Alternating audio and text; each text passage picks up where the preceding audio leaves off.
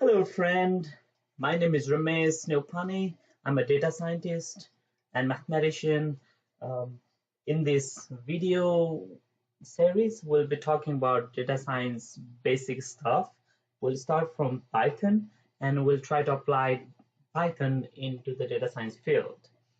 For that, let's install the Python and let's understand the basic needed operation and ideas and libraries in the Python. If you have not already downloaded Python, let's go to Google and let's download it.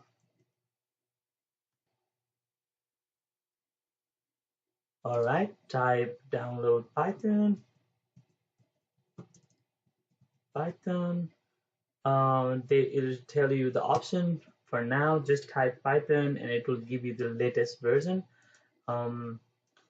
Most of the time it would be okay to just download the latest version the website is recommending, but most of the expert in data science suggests that just go just one step below, so that you don't get stuck into some kind of error, because most of the time this is still in the process of updating and being researched. So going with the little less than one earlier version would be fine, but not go like 2.7, because 3 is very advanced and support most of the libraries, new updated libraries.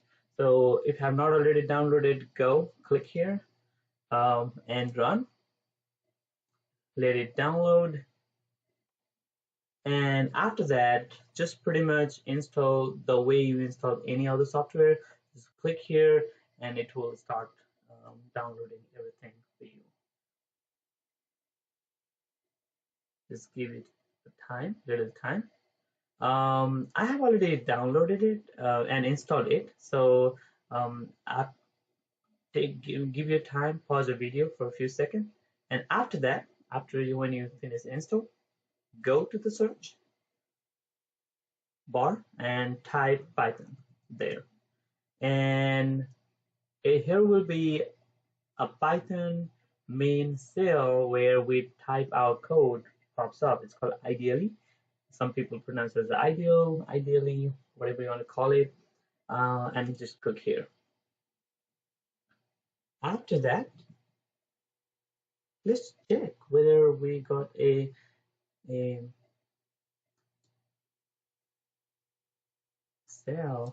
our cell with correct installation or not.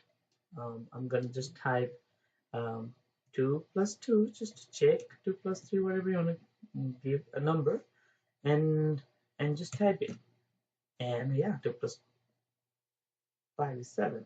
Now if you want to do 2 plus 5 and put semicolon, still is fine, but you don't need to do it.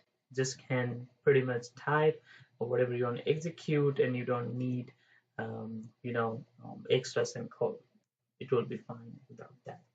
Now let's check other operation. 5 minus 3, you can do whichever number you like and enter. It will give you the result. Let's go for multiplication. 7 times is multiply is represented by asterisk. So go find your asterisk.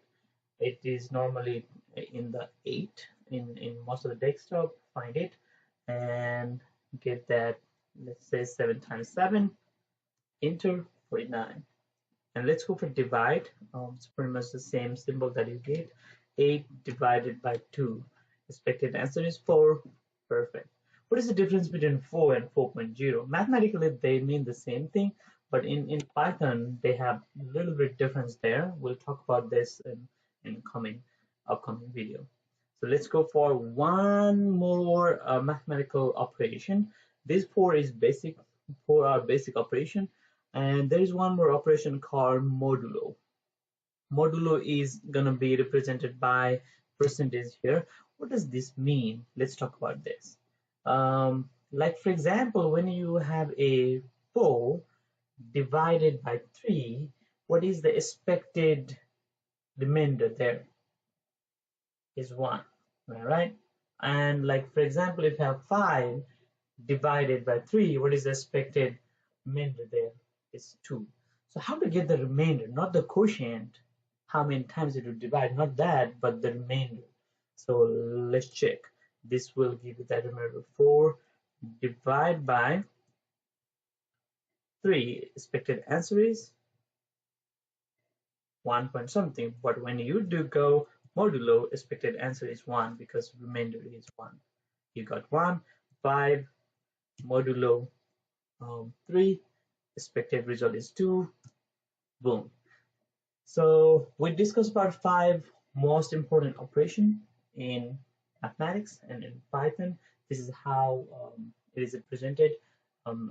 Core operation is pretty much same as mathematics. Plus, minus, multiply is just asterisk and divide, and modulo, which is about remainder, is going to be represented by percentage sign. So I'll talk about next other operation in upcoming video. Thank you for watching video. Please like, comment, and share. See you in the next video. Thank you.